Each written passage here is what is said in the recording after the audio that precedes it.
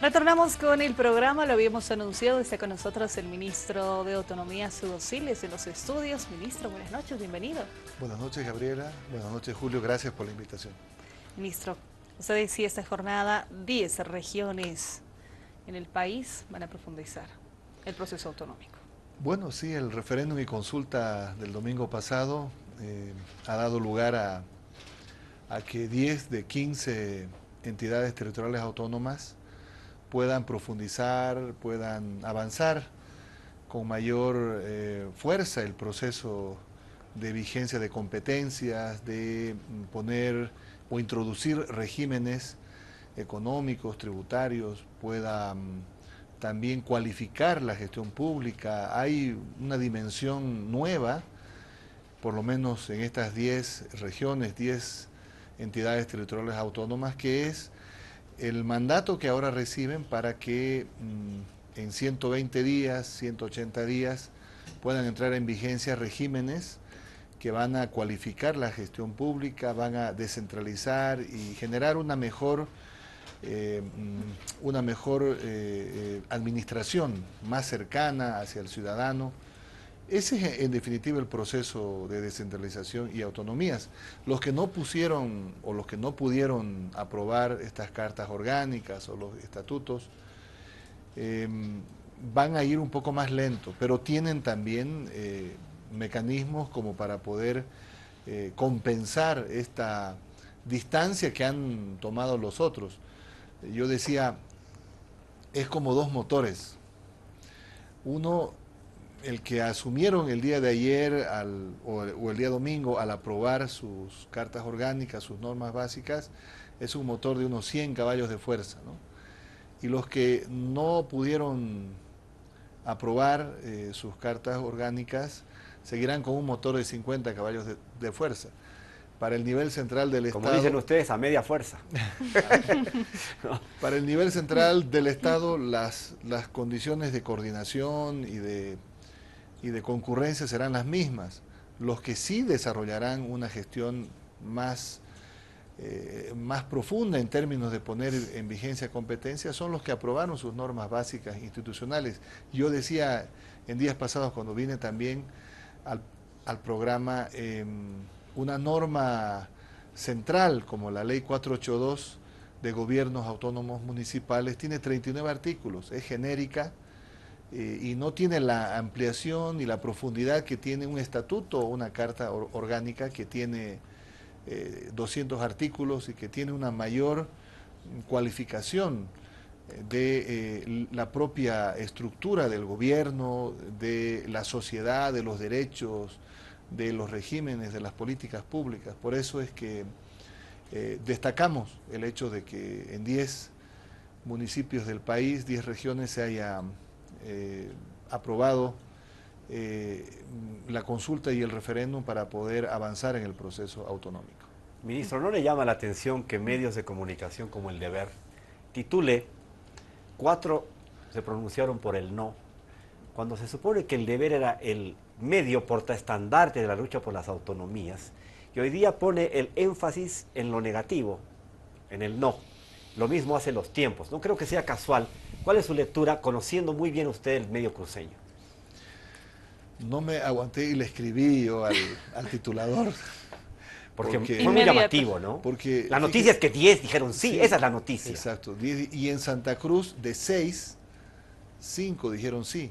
Entonces en Santa Cruz más bien hubo, donde fue más rotundo el sí fue de Santa Cruz. Yo realmente cuando vi el titular, bueno, dije, parece que las malas noticias venden, pero en este caso creo que ha sido demasiado cargada, forzada e incoherente. De negativa, exacto. Y claro, uno ya cuando abre el periódico ya mira alguna otra información, pero no es lo mismo ya cuando arranca con un titular que... y yo le escribía al titulador, tal vez, le decía, pero han sido 10 de 15 y ponen 4, digamos, como la nota negativa. Pero bueno, lo importante es que creo que fue una jornada bastante bastante importante para la democracia, porque el ciudadano se expresa, el ciudadano expresa en la diversidad también, porque hemos visto municipios como Vinto, Viacha o Sucre, donde el ciudadano también ha hecho uso de una decisión de no aportar. Ahí hay otros análisis que yo tengo, incluso en Sucre. Falta de información, Pero repente. me extrañó una cosa en Sucre, fíjese lo que voy a decir. ¿Quién estaba a cargo en Sucre de la socialización? La oposición del Consejo. El Consejo representado por la oposición. Estaba a la cabeza de la socialización. Han recibido 1 millón de bolivianos para socializar unos recursos extraordinarios y bastante significativos para la socialización en Sucre. Y resulta que los resultados fueron negativos, pero sale la oposición a decir, resulta que los resultados son negativos por culpa del oficialismo. Eso realmente es de Ripley. Yo no he visto esto y lo voy a escribir por ahí. Muy gracioso. Es muchas cosas, ¿no? Los que están a cargo de la socialización son los que ahora dicen, no, el que tiene la culpa es el oficialismo, y han manejado 1 millón de bolivianos. Se ha dado una figura inédita ahí donde la oposición ha manejado. El presidente de la Comisión Autonómica es un concejal ticona de la oposición. El que dirigía el proceso es el famoso Chunca Gutiérrez. O sea, la oposición ha encabezado el proceso y es la que ahora le echa la culpa al oficialismo. Es realmente de Ripley. Por lo menos explica por qué. No, dice que, bueno, por Incahuasi, dice porque el MAS está desprestigiado, el alcalde, no había agua, todo. Pero ellos han tenido la responsabilidad, realmente es de Ripley. Yo creo que hay que respetar la voluntad del ciudadano. Finalmente Sucre, Viacha, Vinto, Cuatro Cañadas van a seguir con la norma del nivel central del Estado y tendrán seguramente en los próximos años también la oportunidad de retomar estos procesos y ver que la cualificación del proceso autonómico pasa por ir trabajando estas normas básicas institucionales. Reconducir otra vez el trabajo, lo que sucedió con el referéndum departamental, ¿no? Los autonómicos. Hay una intención O sea, de reconducir en La Paz, ¿no? Hay una intención de reconducir y en los demás departamentos también, pero creo que todavía no han asumido una figura de direccionar esto y de encaminar una metodología nueva. Están un poco lentos, diría, en este tema. Pero bueno, hay otras entidades territoriales autónomas como el Chaco, por ejemplo, que ha avanzado de manera sí. extraordinaria, ha dicho sí, y el Chaco también está preparando todo un régimen ya de transición. Ya el día jueves tienen reuniones. Esto es dinámico, porque al poner en vigencia una carta orgánica, un estatuto de autonomía regional, entra en vigencia ya un régimen de días que deben ser aprovechados para poner todo en lo sustantivo de ir avanzando en esta transición. Entonces, es interesante el proceso. Yo les decía, en realidad se quemó una etapa, pero ahora viene la etapa donde hay que producir la legislación, hay que trabajar de manera intensa para poner en vigencia las disposiciones transitorias. Se llegó a aprobar el estatuto, la carta orgánica, pero el trabajo recién empieza para poner en funcionamiento los regímenes, las competencias que están establecidas en las cartas. Con estos titulares periodísticos y ciertas expresiones un poco contradictorias, al final ya no me queda claro quiénes quieren el proceso autonómico, quiénes eran, ahora son otra cosa, no sé, a ver, ¿cómo usted organiza ese tablero? ¿Quiénes quieren en este momento en el proceso autonómico, considerando que las cosas han variado dramáticamente en los últimos años?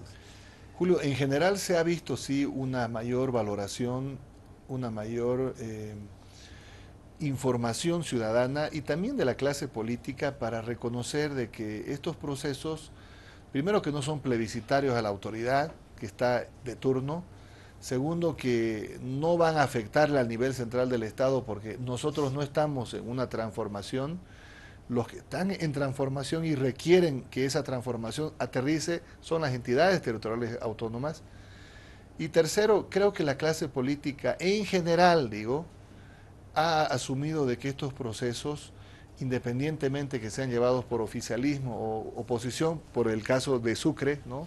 Decía que es la oposición la que ha encaminado, se han dado cuenta de que estos procesos no tienen dueños, no tienen propietarios. Pueden, en la correlación de fuerzas hoy, tener alguna relación contrapuesta, pero en definitiva aportan a la mejora en la administración, en la cualificación de lo que yo llamo las autonomías y la descentralización. Pero claro, cuando uno obtiene un resultado, siempre sale a identificar culpables. Esto es lo que ha pasado en Sucre. Creo que la clase política ha asumido una mayor comprensión de esto. No hemos visto, como el año pasado, fuerzas políticas que se inscribieron por el no y salieron decididamente a ir contra estos procesos. Tal vez las últimas 48 horas en las redes sociales vimos algunos movimientos, pero muy relativos, de muy baja intensidad. No hubo una campaña negativa y eso podría escribirse como un aprendizaje del propio sistema político, del significado que tienen estos referéndums, que no están plebiscitando la autoridad, no van a afectarlo al alcalde, no van a hacer uso de ninguna medición de la calidad de gobierno, sino están aludiendo a que esa ley de leyes subnacional esté en vigencia o no. Es decir, entonces hay una mejor comprensión, creo, de este proceso y eso es positivo. Ministro, se viene al año otras consultas, cartas orgánicas, los municipios están más en este camino, pero de repente habría que aprender, ¿no?, de este tipo de procesos para que los siguientes procesos de referéndum pues se tenga mayor información. ¿Esto por qué le digo? Pero me acuerdo cuando teníamos el tema de los estatutos autonómicos departamentales, lo que faltó más allá de lo politizado que se veía el tema, era la información de cómo estamos manejando estos elementos. Sí, es cierto, cada referéndum nos deja aprendizajes, no hay duda. El año pasado aprendimos y creo que los principales protagonistas, que eran las entidades territoriales autónomas, también han hecho una lectura de aprendizaje. El próximo año estamos seguros de que va a haber también una cantidad significativa de entidades territoriales autónomas listas para ir a un referéndum. Hay que coordinar bien, hay que saber en qué tiempos serían los oportunos para poder promover un nuevo referéndum, pero no hay duda que una de las partes más sensibles de estos procesos tienen que ver con la información, tienen que ver en cómo se digiere esa información didáctica, facilitada, porque claro, la gente no quiere leerse toda la carta orgánica y probablemente hay que trabajar un poco más. Ahora, los niveles de ausentismo que están más o menos bordeando entre el 25-27% en este referéndum son comprensibles porque en todo el mundo, no solamente en nuestro país, siempre los procesos de referéndum y consulta versus las elecciones tienen una diferencia en cuanto a la participación ciudadana. Está comprobado que en las elecciones la gente participa más, y en los referéndums la gente participa menos. Pero aún así yo considero de que tener 25% de ausentismo puede ser relativamente un número o un porcentaje amplio, pero está dentro de los niveles aceptables de participación. Hay que mejorar siempre y en estos procesos uno aprende, como dije, y la información en alguna medida tendrá que ser provista de formas más creativas, más didácticas tal vez. Siempre ir con el documento, con la carta orgánica, con el estatuto, no es la forma más didáctica posible. Pero bueno, el aprendizaje vale y sabemos que a los protagonistas principales, que son las autoridades de las entidades territoriales autónomas, a ellos hay que tratar de convencerlos de que estos procesos tienen que ser muy dinámicos, didácticos, con mucha información al ciudadano. Ministro, una consulta. Mañana reunión del Consejo de Autonomías, ¿qué se aborda? Mañana tenemos la segunda sesión ordinaria del Consejo Nacional de Autonomías. Serán tres puntos, tres temas que están en el orden del día. El primero es el informe de la Comisión Técnica del Pacto Fiscal. Recordemos que la Comisión Técnica sesionó con los representantes delegados de los miembros del Consejo Nacional de Autonomías con el mandato de elaborar y consensuar el reglamento de debates y funcionamiento del diálogo del Pacto Fiscal. Por eso es que el segundo tema es aprobación del reglamento de debates y funcionamiento del diálogo del Pacto Fiscal. Ya se lo tendrá que aprobar en detalle porque en grande fue aprobado. Y el tercer punto es el cronograma consensuado ya por todos los miembros de la Comisión Técnica del Pacto Fiscal para ser aprobado. Mañana, si se aprueba, como está previsto, el reglamento del diálogo del Pacto Fiscal, podríamos haber culminado 2 de las 5 etapas de la metodología del diálogo del Pacto Fiscal. La etapa 1, que es la etapa preparatoria, y la etapa 3, que es la priorización de agendas, podrían ser aprobadas ya una vez que entre en vigencia el reglamento del diálogo del Pacto Fiscal. Los otros 3 pasos, ¿en qué tiempo se estaría culminando? Recuerdo una reunión de ellas donde se decía vamos a tomar celeridad en el caso. Sí, esa ha sido nuestra dirección, de dar señales de que el nivel central del Estado tiene la mejor predisposición de avanzar en esto. No hay eso que estamos retrasando ni nada. Más bien lo curioso de esto es que el que ha retrasado en los últimos 2 meses que convoquemos a una sesión del Consejo Nacional de Autonomías ha sido el delegado de Tarija, que nos ha mandado 3 notas, luego de que consensuamos, siguieron las notas y no podemos, porque hemos asumido que es por consenso, llegar a una sesión del Consejo Nacional de Autonomías con estas todavía con estos disensos.